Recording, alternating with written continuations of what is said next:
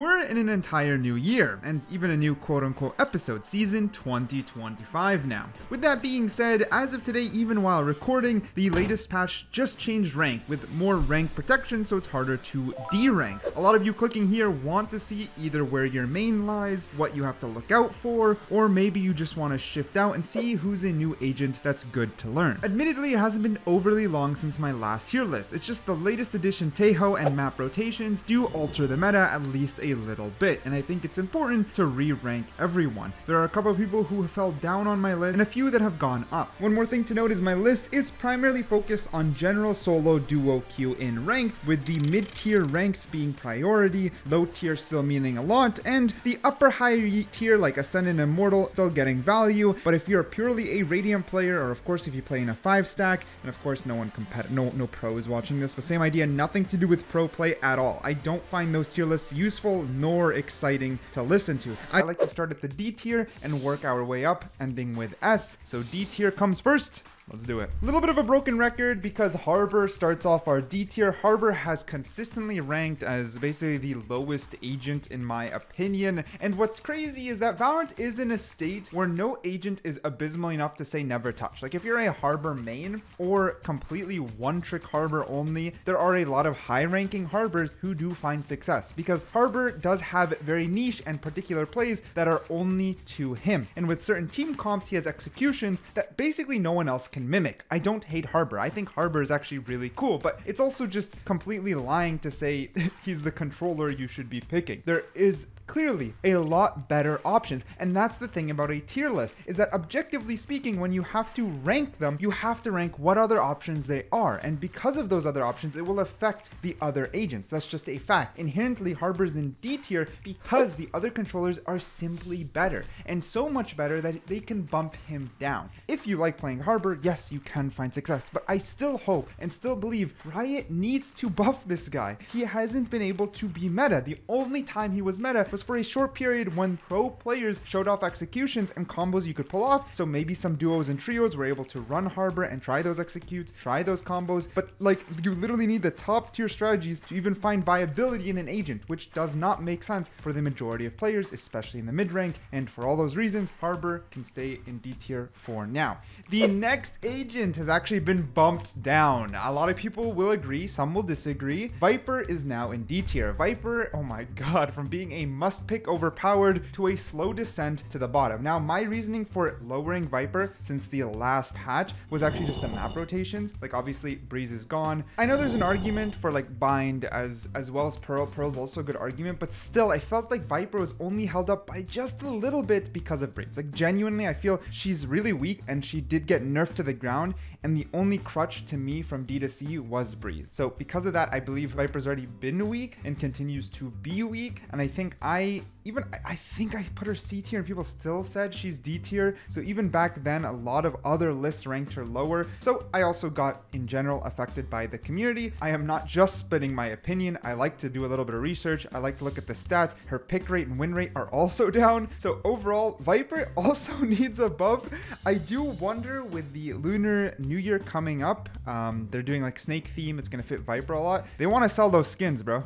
I'm just saying, Viper buff with those skins, that'd be funny. By the time this video comes out, it should be after that because it takes a while to edit these videos, but we'll see. I'm just saying. Next up, we got Vice. But before getting to Vice, a quick word from today's sponsor. This video is sponsored by Manta Sleep and their array of different masks. There's a ton to choose from, but they sent me out the sound mask because I personally like to fall asleep to podcasts or listening to other things. They also threw in a pair of Manta Sleep cool eye cups, but we'll get to those in just a second. First things first, obviously, let's go through the unboxing as well as a couple cool facts about this exact model that they sent me. It's got razor thin Bluetooth headphones. It's got perforated material for airflow. It's got 20-hour battery life. 20 hours is crazy, not gonna lie. It's obviously 100% true blackout, as well as C-shaped eye cups for easy side sleeping comfort. Now, the initial unboxing, the first thing I personally noticed is that it was extremely easy to use. You hold that Bluetooth button, the power on button to get it going. It's soft to the touch. It comes with a carrying case since traveling with this is a godsend. godsend. It is amazing. You got an adjustable strap as well as a charging cable in the box. Now, the actual C-shaped cups themselves are extremely plush, and overall, it is a premium sleep mask. See those blue tabs? You move those to move the speakers themselves. You can adjust the speakers to be closer to your ear, a little bit from behind, a little bit close up, and pairing is a breeze. And the audio quality blew me away. Like, it is literally razor thin right there. The cooling masks, you throw them in the freezer, you pull them out, bada bing, bada boom, they're ready to use. It is that simple. You can actually open the mask up here. So let's say I adjust the tab to listen to the speaker. Here, I can open it up and take the actual tech portion out, of course, because you wouldn't wash that. I can easily remove the cups to put the cooling cups or just to adjust the eye cups themselves. Everything is super easy to use, feels premium to use, and something pretty big and important to note is that Manta Sleep themselves didn't want to even sponsor me right away. They just said, here's the mask, choose the one you want, use it. If you're happy, let us know. And only after that did they initiate the entire process to get this sponsor out. They wanted to make sure that I liked it before I promoted it. That alone is a huge W. And with that being said, I wasn't a sleep mask user before and I am now, so hopefully that says enough. You can get a discount using my code DITTOS and of course by following the link down below. Now this one for sure is controversial. I've seen her as high as A tier, I've seen her B tier, I've seen her all over the place, and everyone has their own opinion on Vice. Believe it or not, if it's just my experience, it's not valuable because every time I've played ranked or even casual, I haven't seen a Vice. Since basically her release, I can count on one hand how many times I've fought a Vice. So she isn't played enough, so I guess personal experience is and ends up being a little bit biased. So instead I'm kind of using stats and other people's opinions to form this, and I believe she, like, to me it's just the Harbor incident. It's just that I don't feel like in good conscience you pick Vice when you have so many other agents that just excel. Like, Vice has a lot of things not going for her, and she's boring as hell. So to be honest, that alone, I'm kidding, that's not fair. But in general, like, outside her flash, that isn't even the best flash in the game, I just believe her kit is weak. Like, I don't even think her ult is overly effective. Like, I just believe she's weak. I don't know why. I've seen lists that try to convince me she's B tier. And if you disagree, try to convince me in the comments. Explain to me why Vice deserves to be above D. Because I think especially in the mid ranks, there is no reason to pick Vice and fight an uphill battle to make your utility find value, where you can pick a lot simpler agents and find that value with a lot less skill, with a lot less thought. And again, this is about the solo duo environment when you're not executing with your team as effectively. I mean, I understand sometimes you get great teams, but in general, you know, you still have to kind of force yourself to play with the team. And there's a lot of agents where you can play with your team after the fact, meaning you already failed to communicate and find value. Whereas Vice, like, if you fail to communicate what you're gonna do, it's already GG. But that's my opinion. All right, anyways, moving on from D tier, we're gonna be going into the C tier, starting with a C minus because I usually put her in D tier. We're gonna be talking about Astra. So Astra is someone I usually do put in D tier because honestly, there's a lot of arguments that are applicable to what I've already been shouting left and right. Like, one, you know, overly complex, very reliant on her team. You know, there's a lot simpler agents that are a lot more effective with little less thought. Again, the mid ranks, even the high ranks or low ranks, solo duo. Like, Astra is overly complex to the point that if you're not executing with your team effectively, she loses a ton of value. And this is true. So to me, I almost put her in D. I only put her in C minus for you duos out there. Literally for you duos. Because there's a little agent we're going to be talking about more called Taeho. Okay? And Mr. Tojo, listen. He alone, in my opinion, is dragging Astra into C minus if you have a duo who is one-tricking Taeho because of some of the combos you can pull off. And Taeho, when a very strong agent is in the meta, it can change how the entire team plays. Maybe a little bit more post-plant, maybe a lot more safe flushing, right? Using your utility to flush corners, and Astra does benefit from this. Astra literally opens up that map and plays 3D chess. So if you've just got that duo, it can be enough to make her more effective at a higher percent rate. Like, a duo, usually if your duo is playing someone with no synergy, you can't only rely on your duo to make Astra effective. I think someone like Taeho is strong enough to make Astra effective if you're playing with some amount of coordination. Now, coordination is still something you have to rely on, so that's why I said C minus, because I think there are better agents to be more reliable on overall, but Astra does have a little bit more potential, and as the meta shifts, maybe we can see her climb. I do hope Riot does come through with a buff, because she's also hasn't been meta for a very, very, very, very long time, and she's inherently a cool agent. Next up, we have KO. Now, KO, some people do argue for B, and I do tend to bump him between the B and C category quite often. I think KO, that suppress is pretty reliable, that suppress can change things up, but that suppress is not just unique to KO. Someone else has also shifted the meta a little bit, my boy TJ, and has bumped KO down, in my opinion, from B to C tier, because it's just something, again, you have to be realistic. Other agents can change the positioning of the current agents in the meta and the reason you choose them. So KO, in my opinion, is still somewhat simple. There's a high enough skill ceiling. I think there's versatility, but I don't think he's the best agent you can choose today. He's not inherently bad on his own, though. I don't want to just completely trash him. Like Astra, in my opinion, is still substantially worse overall, especially in that reliability category. You can find more reliable information. That knife's radius is so large that yes, even in bronze, if you're throwing it out, you can find some info, you can find some value with very little thought. The flash, as you learn it, it becomes more reliable. It's not the most creative flash, nor the most unique in the sense of how you can execute with it, but still, it still is reliable. So KO has some reliability, and that's the biggest benefit to KO. However, originally I put him in B tier due to his suppress, and that suppress can still be helpful, but there's just another agent that now has it that is pretty easy to hit as well. So I just need to put that out there. I believe KO has dropped just a little bit as of right now. Moving from there, we have Brimstone. Brimstone is actually kind of carried by his reliability. His simplicity makes him very reliable in the mid, low, and even high ranks. Brimstone is a solid pick, but he isn't the best controller. He's affected by a complete different agent who's proved their value by being nerfed, yet still at the top of this list today. We're gonna get to them in a bit, but for now, Brimstone is D-ranked tad bit due to another agent, due to better picks, but still, similar to KO, I'm not gonna hate. They suffer both from being a little bit oversimplified and a little bit easy to play against. The thing about it is, as you climb through the mid ranks, being able to be a little unpredictable does help, and being unpredictable with these two can be a little bit tricky.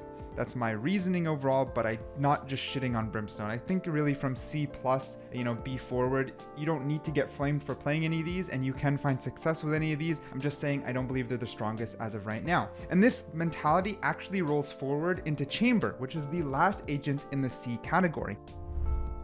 Chamber, same idea, just not the strongest, a little oversimplified. You know what to expect every time when fighting as Chamber, a little harder to be unique, nor creative and kind of mess with your enemies, which, to be honest, messing with your enemies and being able to change playstyles on the fly while being reliable is sort of what ranks high in the mid ranks. Just saying, being able to mess with the enemies, being able to be a little more unpredictable, the enemies expect you less, and you find more success with your plays. So reliability and being unpredictable all help. With Chamber, you don't find any reliability, because if you are whiffing today, you didn't hit aim labs hard enough that day, you're not going to find value with Chamber. So it's hard to put Chamber up there, but he has to be in C because yes, if you get really good with the op, his ult, the op, the TP out, finding those picks, you can find value. I can't be mean to Chamber either, because you can find value. However, he does suffer from the reliability aspect, because you cannot find value reliably when it's only about the aim. Very few of us have consistent aim. Literally Immortal, and the aim is still not overly consistent. It's just more consistent so they can find more success. Radiant, I get it. Pros, I get it. But literally Ascendant and less, especially Diamond and less, no way any of us can say we have super reliable aim. So in my opinion, that leaves Chamber as an unreliable pick inherently. And of course this all happened because they nerfed his Sentinel aspect quite a lot. Sentinels need to be reliable, but that's just my opinion. Now it's kind of funny because we get into the B tier. B tier is a little simpler because anything from here is already pretty solid, but I'm gonna start with the lowest of the B tier because there's a small caveat. So Breach is now in B tier, and the reason I moved him from C to B tier is mainly because Fracture is back in rotation, and it's just hard to deny that Breach is inherently very good on Fracture. There's a lot of ways to be overly oppressive on Fracture. Now I've always mentioned Breach inherently is also, I use the word inherently a lot, my bad, I don't mean to, but either way, Breach is effective. Breach is 100% effective. The biggest caveat here on why he's usually in C tier is just because it's so easy to mess up. If you're not executing well with your team, or you're accidentally hitting your own team, you don't know how to combo his abilities very well, he falls off a cliff super fast. With that being said, he does have a lot of synergy, and it's easier to find those synergies. Of course, I mentioned Taeho before. I'll mention him again. I believe he's going to be very powerful with Taeho duos, slowing someone down before launching those rockets. Oh man, you know, or alt comboing an area. Oh man. And that's just one example, but Breach can be comboed with more than just one agent. So unlike Astra, I do find Breach a little bit higher overall. I believe he deserves his upgrade due to that map, due to the fact that he combos better with other agents. But again, the caveat here is you really got to get good with him. You know what I mean? You got to put in the time. Make sure you're not messing up those abilities because they can be pretty consequential. Next up, we have Deadlock. I still see Deadlock in like A and S tier sometimes. Okay, not really S, mainly A. And I understand that her presence has gone up. I used to be overly harsh. Like I would put her D even when other people are already putting her B and A. I think B is a fair spot for Deadlock after, of course, doing my own research and, you know, listening to other people's reasoning, talking to a couple high ranks. The reason I personally put her in B is just because the rank scaling. So I could see her in A if you're a high ranking player and the team coordination is a little bit more there. People are more aware of what's going on in the game at most times, you know, most of the time. But I do believe it kind of falls off below like even Diamond Ascendant, just because without the team awareness, I'm not saying you have to be perfect synergy, not like Harbor, not in that sense, but in the sense that if there's not enough team awareness, Deadlock, unlike someone maybe like Cypher, who can just straight up slow down, stop, like literally spoon feed information, Deadlock doesn't exactly have that. And I am still quite apprehensive about her like her sound traps. Like I still think they're complete trash. People have tried to explain a little bit to me, but I still think they needed to just be regular traps, something that's just more reliable, because it's brain dead shift walking for the most part. I can't even remember the last time I ever fell for one or ended up stunned by one. I know she's not overly played, so there's a little bit of a bias there, but I don't think she's overly strong. However, that wall buff, making it extra large, her ult, I understand. The rest is pretty good, and I understand as people have learned how to combo her and how to abuse her a little bit more. I understand why she's climbed. I just can't, in my eyes, see her as an absolute A tier or an absolute top reliable agent. This is just my opinion there. Next up, we got Sage. Sage was actually adjusted last second in my last tier list from C to B, and it's just because those buffs did genuinely help her. They just gave her a nice little nudge into the B category. They didn't make her overpowered. You know, things are healing a little bit. Sage is, of course, one of the unfortunate agents that got smacked all the way down and then now slowly being buffed up. I hope Riot follows suit with a couple other weak agents, like I mentioned, Astra and Harbor and Viper. That's just my opinions. But with that being said, at the moment, Sage is pretty reliable, and I believe Sage is quite a great example of sort of an equilibrium across all the ranks, meaning like if you pick up Sage in Bronze and then keep maining her all the way through Ascendant or Immortal, there's a linear line in which you can continue to improve your game sense, your aim, etc., while continuing to be reliable on Sage. That's cool. She is map dependent to an extent, and I understand her effectiveness falls off on certain maps. That's fair, but your ability to slow down or be cheeky, learn a couple Grimwalls to change up the playstyle, like I think she's quite a good definition of reliability throughout the ranks, and you can linearly climb and get better with Sage, improving and focusing on other things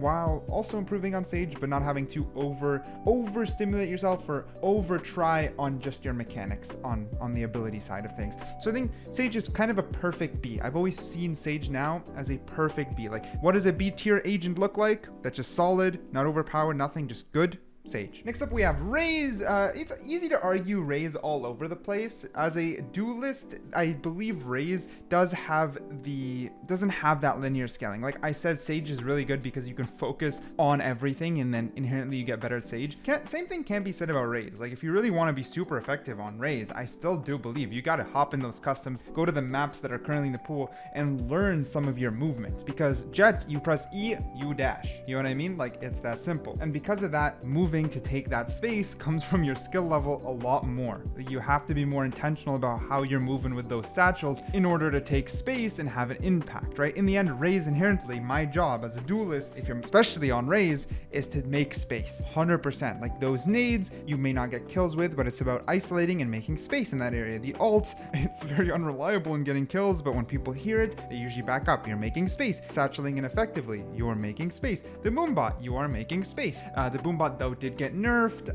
Raze got a few hits, so I do believe, like even the satchels, like there's a couple nerfs that bumped her down to B tier, and I believe the other duelists just exceed at taking those duels over Raze. But Raze is still solid. Raze still creates space. You main Raze, you can find your effectiveness, but the reliability can be a little iffy on Raze. Next up, speaking about reliability, Reyna. Reyna, often I struggle so much with Reyna. I always do. Every tier list, I'm a little bit of a broken record, so I'm gonna speed run Reyna. It's quite simple. Sometimes I want to put Reyna all the way in D, and sometimes I want to put her in S. It's that simple because it is way too player dependent. Reyna is simply just a tool. Reyna is just the hammer, and it's about nailing down whatever you want. But you gotta be good at it. You gotta be good. You gotta be accurate. You can't miss, or then you hit your own finger and the entire team suffers because you're trash. You know what I mean? That's that simple. You gotta be good.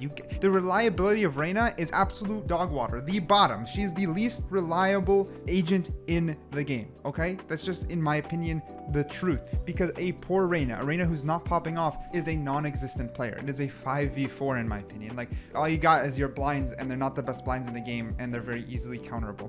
On the flip side, if that tool is used well, my man's building a pathway, a road straight to free RR, because that's also what happens. It's super effective at hard carrying a game if you're absolutely popping off. And that's just the truth with Reyna. There's nothing else about her. There's nothing inherently special about Reyna. I need to stop using the word inherently. But seriously though, Reyna is Reyna, and it's just gonna go one way or the other. So out of just not being able to choose, I put her right in the middle because she can lean one way or the other. Last but not least, we got my boy Omen. Man, I used to put Omen A, just top tier. Like, if you want to be a solo smoke player, play Omen. So much outplay potential, so strong. And then Riot decided to just nerf him. Like, seriously, no easy one ways, and that was his bread and butter. It's what made him stand out over another particular agent that we're going to talk about very soon.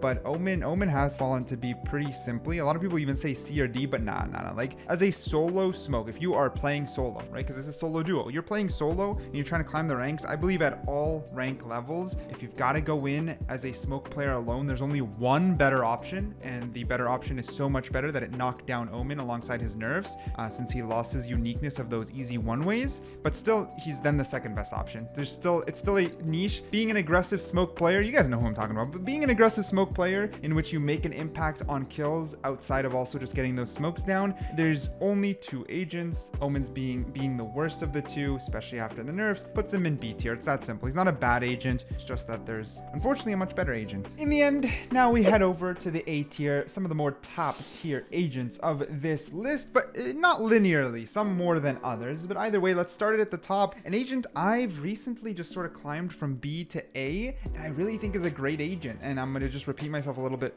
based off the last video. Gekko. Gekko is an A. I think Gekko's just a great agent with great linear scaling across the rank as you go up. Like, you can start bronze and radiant as Gekko. I'm not going to lie. Like, Gekko just has so much in his kit, but he excels a lot at that mid rank. So much at that mid rank. Like, little bro, you know, you send out Wingman to plant or defuse, and he creates pressure. And that pressure is pretty much forced on every single rank. You have to react to that pressure. It's not an optional pressure. I do believe he's knocked down a little bit by Taeho because of those easy rockets, but even then, still, it's not a deal breaker. Of course, re-picking up all your abilities is huge. Okay, not all of them, but 3 out of 4 of them is really huge. That ult is pretty reliable once you get good at it. You can execute it twice. You can only push a site, take the site with your ult, plant, re-bring your ult, and then use it for post-plant. You know what I mean? Like, Gekko on his own as a solo duo agent is just super good, and it's very overwhelming to play against a good Gekko, and that is even worse in that mid rank.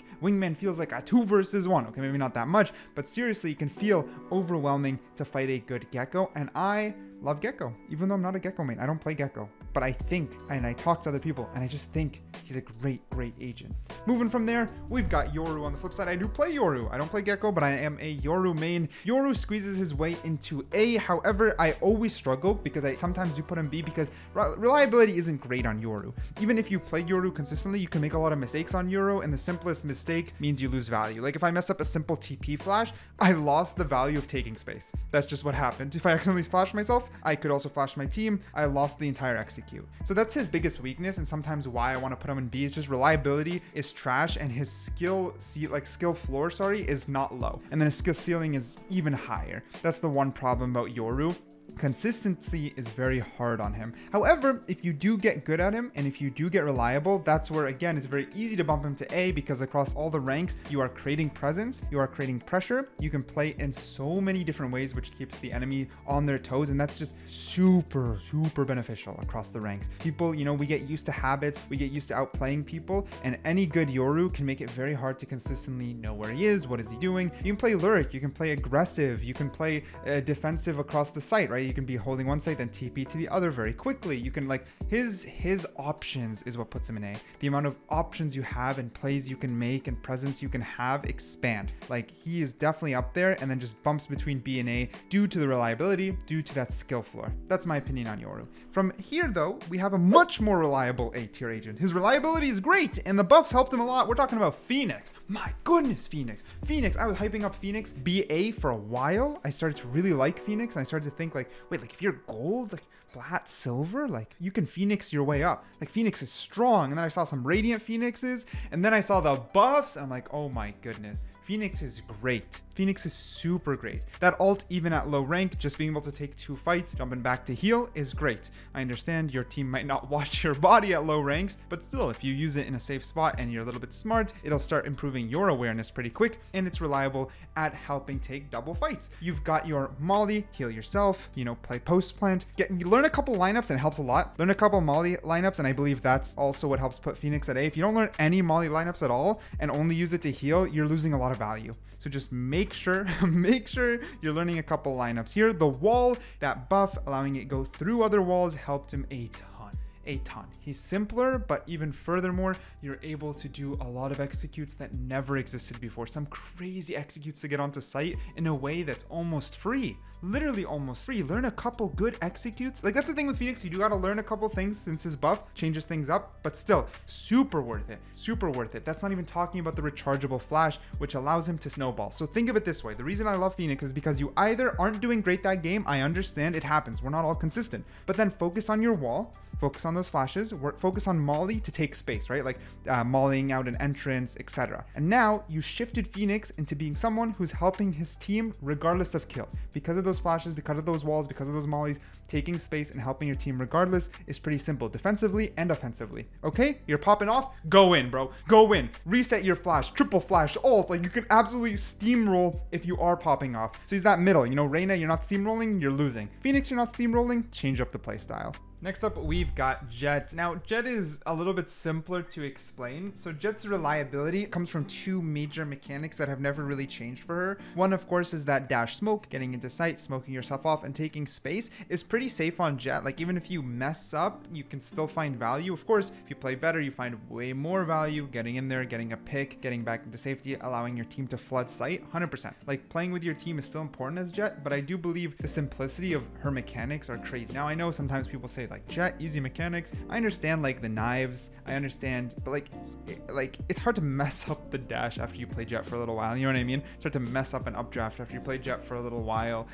Basically, the only caveat is getting good with those knives, just because if you do get good with those knives, you boost your economy a lot, which is good. That's reliable. If you get reliable with your knives at least a little bit and can find it, you can just play with them. You don't have to be absolutely the best, but you can just play with them. It means you're boosting your economy, because now on save rounds, or you can buy for your team for full buy and then use your knives to pick up a gun, get a kill, pick up a gun. inherently Jet just has a good kit. Even after nerfs, she's still just a reliably strong duelist to play. Even the one other mechanic other than that, just making space, is for on the defense side, right? Because duelists have to figure out what they're doing well on the defense side. Jet, you get that you op dash. That's pretty powerful. The only caveat, again, similar to learning to play with your knives, is learn to play with your op. If you practice the op, you practice the knife, and you feel comfortable and you have fun and you're confident on those two, Jet is an easy A. Next up, we got Sova. Sova is also quite an easy A to me. Just a consistent kit that is pretty unique to Sova. He is overwhelming in the way he could information gather. I do think some amount of lineups are important, but we've sort of seen lineups kind of die down. Like the lineup meta overall has gone down quite a bit. So the shock darts are less used for post-plant situations now and are more used to clear angles and corners while initiating, which is pretty much the original intention. You know, pretend you're pushing on Ascent and clear wine with a double shock dart very simply if you believe someone's there, then follow it up with a drone and then an arrow up on Hookah to just keep, you'll immediately either get scanned or they'll have to shoot it to take back Hookah, and it's not brain dead or anything like that, but once with a little bit of practice, he's not stupid easy or anything, but with a little bit of practice, you eventually learn a few executes as Sova that are overwhelming in terms of initiation. It's just the truth. Of course, the ult, same idea. You can use it right away to get a pick. You can use it post plant. It's very versatile. It's not the absolute best in my opinion, and people have learned to dodge it a lot more effectively, but still, as you get better with it and you get more reliable with it, it solidifies Sova on the A side of things a lot quicker. He's just a really good agent. Next up, we have Killjoy. I've always regarded Killjoy as basically top tier, jumping between A and S. Killjoy was a little bit harder for me this time around because of Taeho.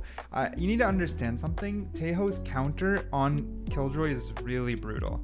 Really brutal. And I'm not talking just about that suppress, like you push, suppress, and run. I'm just talking about anytime Killjoy ults, if a Taeho's alive, the Killjoy ult's gone. You just open up the map and shoot two rockets. Stupid. Like as a Taeho first time, not even a high ranker, I press tab, I see Killjoy has ult, I'll make sure to save my rockets and just wait it out. Like, and it's too easy. It's too brain dead. Like alone, I almost put her in B tier because of Taeho. But at the same time, if there's no Taeho in the game, you should be good to go. And then everything else reshines with Killjoy. You know, the fact the turret finds a lot of value at all ranks, in all rounds, and for different purposes, different use cases, right? Holding your flank is very effective. Post plant on Killjoy is still spectacular, and she has all her original strengths still. You know what I mean? Like Killjoy has been strong and she will stay strong. It's just she's right now in a very wobbly spot due to Taeho, and that's my honest opinion. From there though, we've got ISO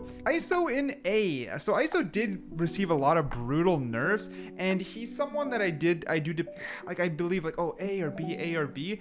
But the reason he's an A is just because Reyna's in B, and I believe he's a little bit more reliable than Reyna. You can isolate a little easier with ISO, you know? Unlike Reyna, if you're messing up, you can at least push with your team with your wall. You can at least vulnerable and set up plays. You can at least ult and isolate, and even if you lose the duel in the ult, if it's used to single out a target or push a target, after you lose, it's a freebie for your team, but you do have to communicate to make sure you're doing that well. But then he definitely, like, if you only play him like that, he's gonna be B or C. But the minute you have some skill and you're getting used to popping those shields, resetting those shields, you can snowball. You start winning a lot more duels with your ultimate. Still, I believe it's his weakest thing in his kid's ult, but either way, you start winning more duels with your ult, being a lot more reliable on isolating and finding those picks, and he's overall a very solid duelist. He's just like that perfect A, like right at the baseline of A, where if you're just somewhat consistent at kills, you don't gotta be overwhelmingly snowballing like Reyna, but you're just consistent enough with that aim. Like, I believe ISO is a little bit more of that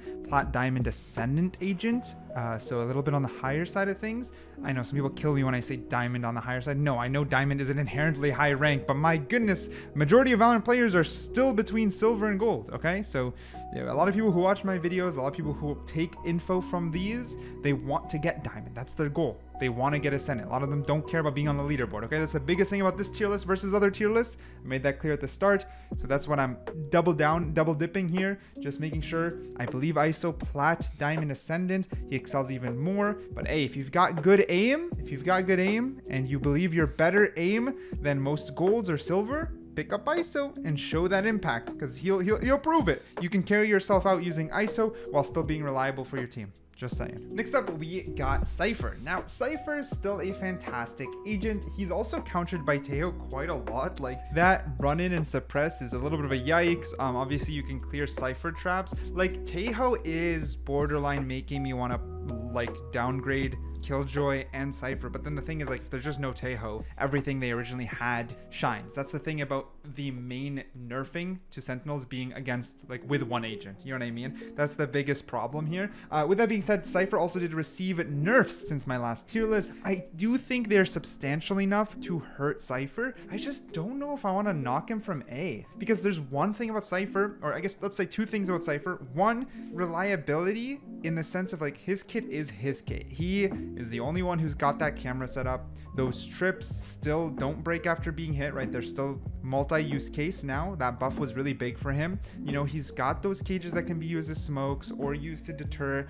They give that info. His ult still is just a full scan for you to adjust. I guess the only caveat is that Cypher kind of falls off in that low rank, like low rank, like silver, bronze, iron, because I don't believe they utilize the information they receive in order to change their playstyle. I don't even believe that happens in Gold Plus, but the thing about him is if you do start using him a lot, even in gold, that you're hitting plat, you're hitting diamond, you start climbing with Cypher, like, you are going to have way better game sense and game awareness than pretty much anyone else, just because Cypher demands that. For you to be playing his kit effectively, it demands your awareness, it demands strategic side of Valorant, and that's pretty great because it doesn't hinder the shooting side of Valorant. I guess you're taking less gunfights overall because of his playstyle, but you can still be training your aim, you can still become very reliable, very crispy. I've played with and Spectate put them in custom games, a lot of Radiant Cyphers. They are deadly. They are deadly overall. They become some of the smartest players in the game,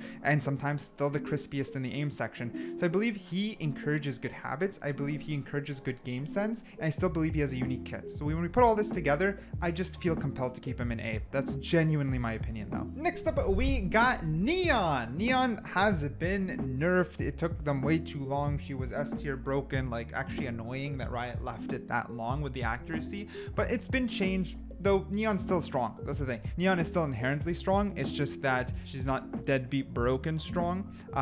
Neon has that mixture of, it's like in between Raze and Jett. She has that reliability to take space, but you still need to be practicing that running. Unlike Raze, though, you have your wall to make it a lot easier to take space and initiate in a safer manner, even if you don't know how to go crazy with that movement. Once you learn the movement, it's crazy. Like, she's so strong on eco, and that's not just her ult. Just being able to, like, dash around, stun, and judge people. It's the same way how I said Jett is really good with the op and dash. I'm not gonna lie, I'm not joking. Learn to jump around, dash, dodge, and shotgun people and use that stun, and then the eco rounds are deadly. And that's huge because Valorant still uses the economy as one of the main strategic points. Are they on bonus? Are they on save? That changes how you're gonna play the entire round, and Neon can change that up. And that's not even counting the ult. The ult, of course, similar to Jett, you get used to tracking, you can become a demon in those eco rounds, use it, or not even eco again, like buy for your team and then use it so then you guys are all in a full buy. These are all strategic advantages to Neon as a duelist, and they all add up, in my opinion, to put her in A tier.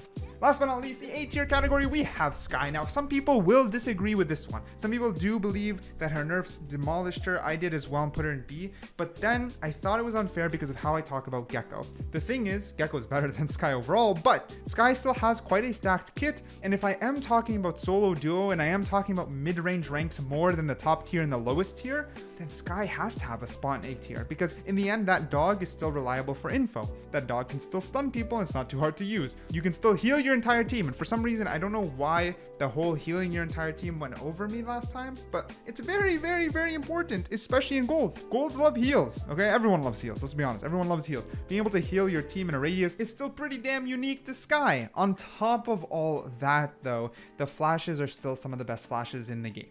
They are. they simply are one of the best flashes in the game, and that still gets topped off by an ult that is simple. The only caveat to the ult is that if you use it willy-nilly, it's still pretty easy to counter. You have to use it strategically. It's information gathering, or it's to overwhelm when you're in a 2 versus 1. You want to overwhelm the last person alive. You can use it to push really aggressively, follow that ult, flash. If you still have your dog, you can absolutely dominate and make sure to secure rounds a lot easier. Skye is versatile. Skye allows you to play in different ways. Skye allows you to adapt. You can still play quite aggressive duelist style as Skye. They did nerf that part of her, but you still can play full carry on Skye, or if you're not doing so well, use your utility to find value, and you can do so reliably with a little bit of practice. So Skye, in my opinion, is great in A tier, and I've upgraded her from B tier for those reasons. Last but not least, we finally made it to S tier. Man, we're on 40 minutes this video. I really do not stop yapping. That is crazy. S tier has 2 agents remaining in it. Let's start with the elephant in the room, Taeho. To me, an easy S tier agent at the moment.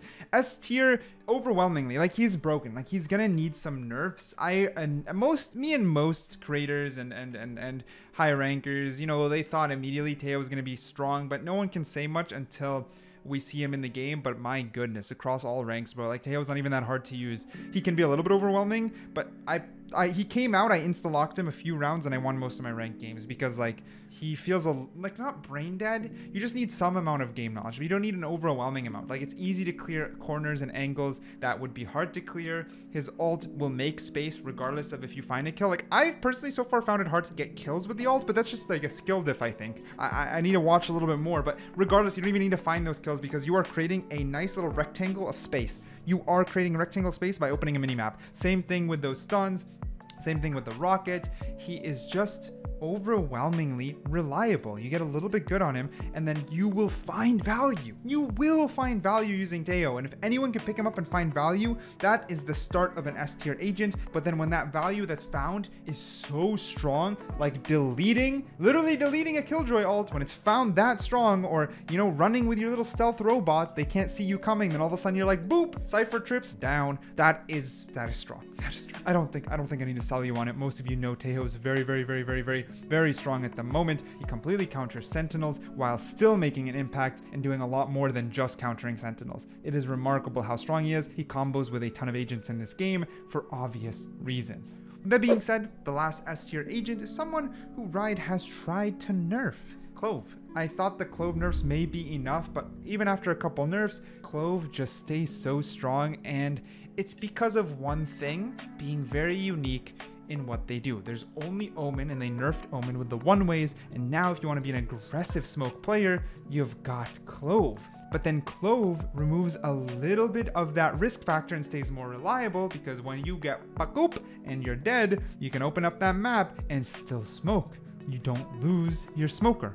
Ever, for the entire game. You don't lose your smoker. Unless you're forced off a site to rotate, I understand, fine. So maybe you do lose your smoker, but for the most part, you are less likely to not have smokes when you just have a Clove. That alone probably is why they're still an S. But no, you still got that heal, you still got that movement boost. I would say the ult, I haven't seen the ult be that reliable consistently, especially in the mid-low ranks. But hey, train your ult, train your positioning, learn when to save or when to use your ult, and the minute you get more consistent with that ult, bam, like you got that golden agent again. S tier Clove. So in my opinion, Clove and Taeho, man, these two they just dominate. They just dominate Valorant right now. They are both so strong. Taeho may be a little bit more just because people are still learning to play against Taeho, and it's gonna be interesting to see what Riot does moving forward. I don't think either are as annoying as Chamber or Neon, even if they're as strong, like as the impact they make.